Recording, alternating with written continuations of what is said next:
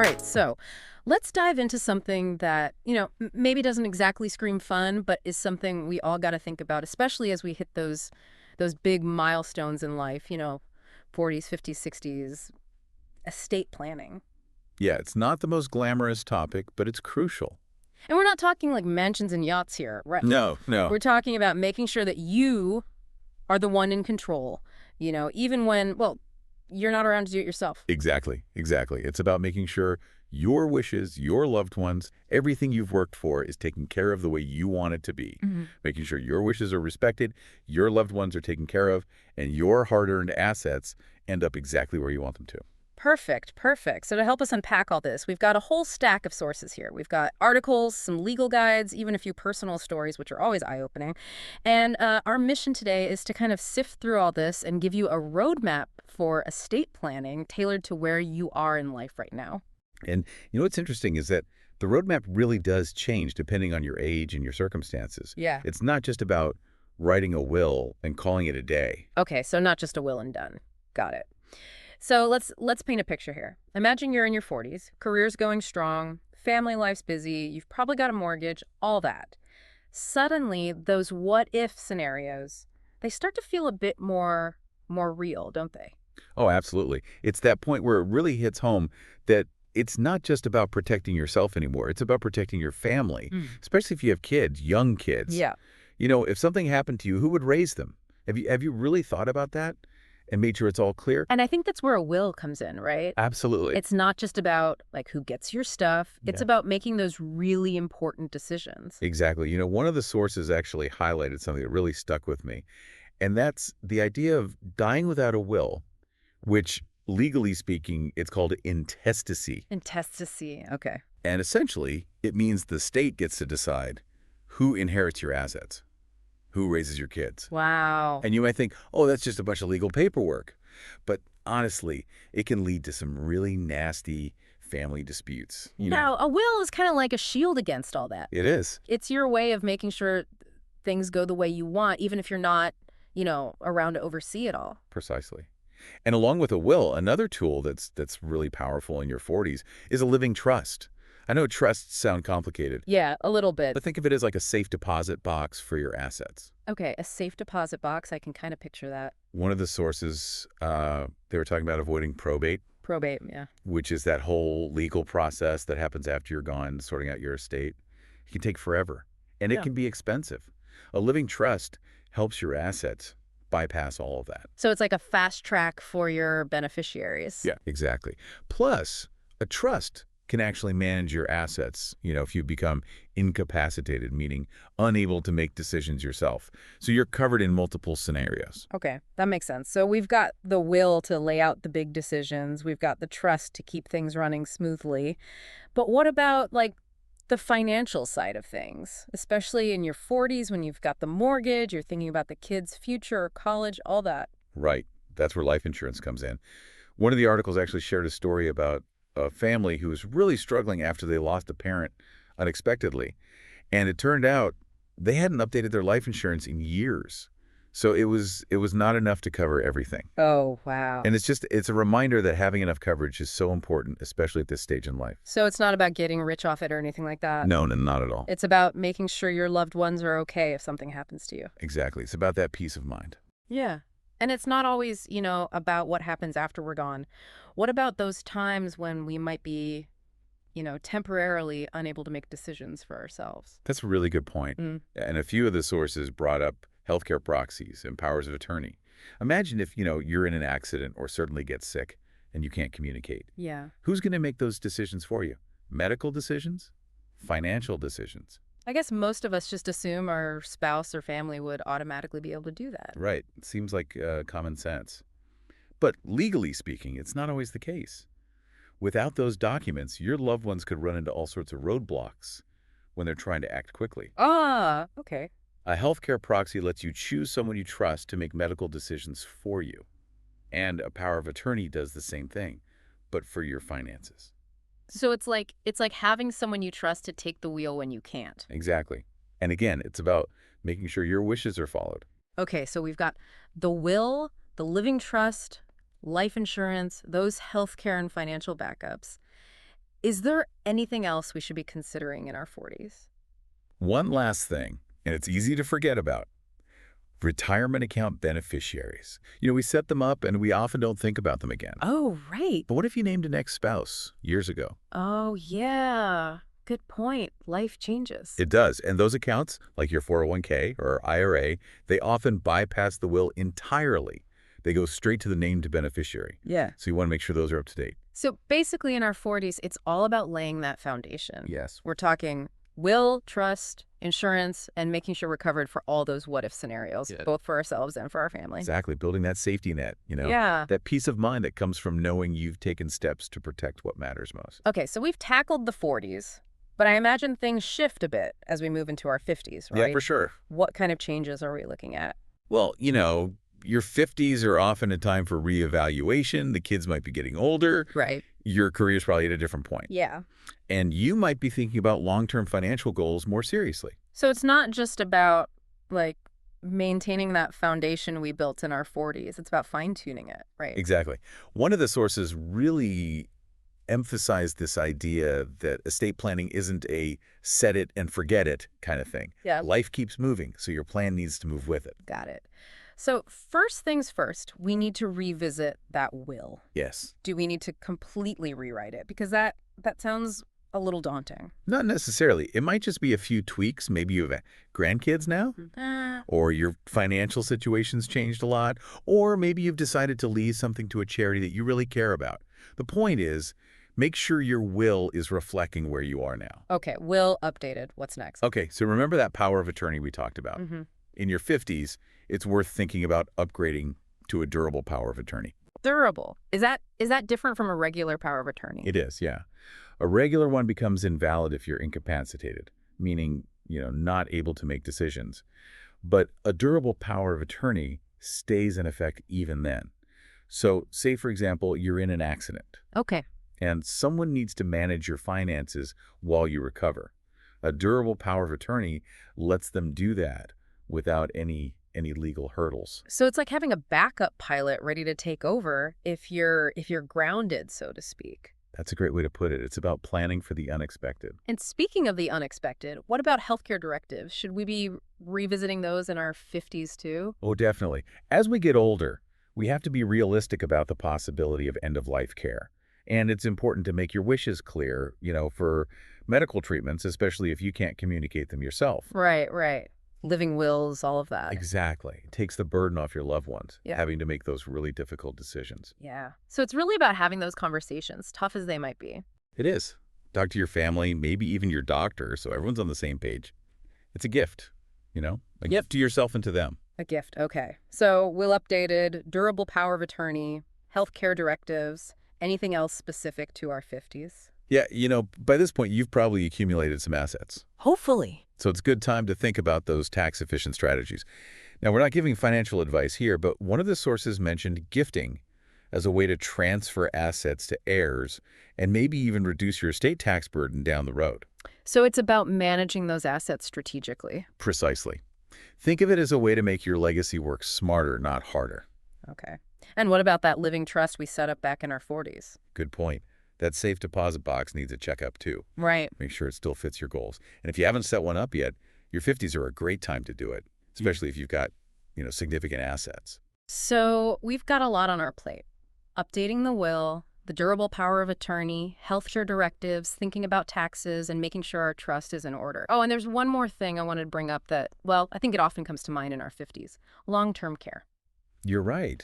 It's something we have to think about. The potential costs can be, they can be scary. They can. So what are our options? Well, one option is long-term care insurance. It can help cover those costs. Another option is to start setting aside funds specifically for that purpose. So it's about being proactive. Exactly. Okay, so estate planning in our 50s, it's about making sure our plan is evolving with us. Yes. We're fine-tuning, managing, and preparing for the future, both the good and the maybe not so good. Well said. It's about making sure that foundation you built in your 40s is strong enough to handle whatever comes next. Okay, so we've done the 40s, the 50s. Now moving into our 60s, do we finally get to relax a bit? Enjoy the fruits of our labor? Well, relaxation is definitely important, but there's still work to do. Okay, so what are the priorities in our 60s? At this stage, it's all about making sure everything is in place for a smooth transition. You want to minimize taxes, safeguard your assets, and ensure all your legal documents are completely up to date. It's like the final dress rehearsal before the big show. Okay, a final dress rehearsal. Got it. So where do we begin? First things first, you want to go through every single document with a fine-tooth comb. Your will, your trusts, powers of attorney, healthcare directives, everything. Every single one. Make sure they're all up to date and legally sound, And so, wow. and that they reflect your current wishes, because things change. Yeah, are there any particular areas we should be extra careful about? Beneficiary designations. They're easy to overlook, but they're super important. Make sure they reflect any changes in your life. Maybe a spouse has passed away, you have new grandchildren, or maybe your relationship with someone has changed. You want to be absolutely sure the right people are getting what you intend for them to get. Exactly. And then, of course, there's the issue of estate taxes. Yeah, that can be a tricky one. It can. Is this something we need to be particularly worried about in our 60s? Yes, they can potentially take a big chunk of your estate. So if your estate is above those exemption limits, you'll want to look into strategies to minimize the impact. So are we talking like complex tax loopholes here? No, nothing like that. Okay.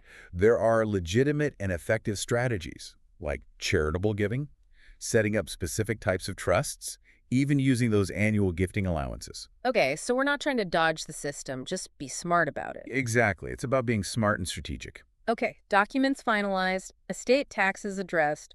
What else do we need to wrap up in our 60s? If you're thinking about charitable giving, now's a good time to explore setting up a charitable trust or foundation. Ah, so it's not just about leaving things to family, it's about supporting causes you believe in. Precisely. Okay. And it's a way to create a lasting impact that goes beyond your immediate circle. And let's not forget about those family heirlooms, right? Oh, absolutely. Those things can sometimes mean more than money, and they can cause a lot of, family drama if it's not clear who gets what. Oh, you're absolutely right. One of the sources even told the story about a family who ended up in court over a teapot. A teapot! A teapot, so, it doesn't have to be something big. So how do we prevent these teapot wars? Make it clear in writing. Mm. Put it in your will or even write a separate letter. Okay, so we're talking about, like, grandpa's clock, grandma's china. Exactly. Spell it out. Okay, got it. So far in our 60s, we've got documents finalized, we're thinking about estate taxes, we're considering charity, and we're accounting for those sentimental items. Anything else? Any advanced moves? Yeah, there's one more trust that's often used in this stage. An irrevocable trust. Irrevocable, that one sounds serious. How's it different from a living trust? Well, an irrevocable trust, once it's set up, you can't change it. It's like launching a rocket. Once it's gone, it's gone. So why would you want a trust you can't change? Control and protection. Big. It removes assets from your taxable estate, which is a big plus for taxes. And it can even protect those assets from creditors. It's like a fortress for your wealth. So a more permanent, more strategic approach. Exactly. It's about making sure your legacy is secure no matter what. Now, before we finish up the 60s, there's something else I wanted to bring up, and it's especially relevant in today's world. Our digital lives. Ah, yes. Our digital footprint. Social media, photos, online banking, even cryptocurrency. What happens to all that when we're gone? You're right. It's a big part of our lives now, and it needs to be part of our estate plan. So what should we be doing? Just leave a list of passwords. It's a bit more involved than that. One of the sources actually mentioned the case where someone's social media account was hacked after they passed away. Oh, wow. It caused a lot of problems for their family. So it's important to leave clear instructions for each platform. Passwords, access information, and what you want to happen to those accounts. So, like, do you want your social media memorialized? Exactly. Yeah. Or your online photos archived. These are decisions you need to make in advance. So we're not just talking about physical assets here. Yeah. We're talking about memories, about our online identities. Exactly. You can include these instructions in your will or create a separate document just for your digital estate. Uh-huh. The key is to give clear guidance to whoever is going to be handling these things. So in our 60s, we're wrapping things up. Yeah. We're finalizing documents, planning for estate taxes, thinking about charity, taking care of those family heirlooms, and we're not forgetting our digital lives. That's a lot to think about. It is, but it's all about peace of mind. Yeah, Knowing that your wishes will be followed. yeah. And it's about making sure your story continues even after you're gone. Beautifully said. It really is about those little details, isn't it? Making sure everything is buttoned up. It is, yeah. Yeah. It's easy to get caught up in the big picture, but those small decisions, they can really make a difference in the end. So as we start to wrap up our deep dive here, what are some key takeaways you hope our listeners will walk away with? What are those nuggets of wisdom that will really, stick with them?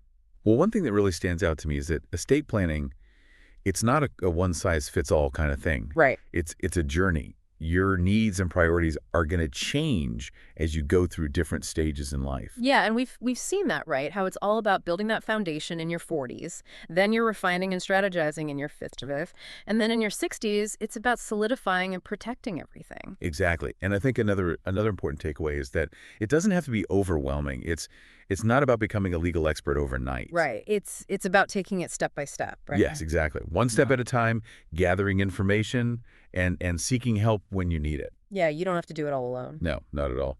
One of the sources, they recommended finding an estate planning attorney who really specializes in your specific situation. Oh, okay. So like finding a good mechanic. Exactly. Someone you trust who knows what they're doing.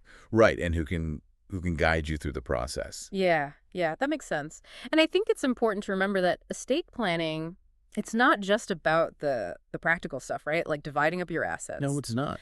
It's a chance to think about your values, Yes. to define your legacy, to make sure your loved ones are cared for the way you want them to be. It's about, making a difference even after you're gone.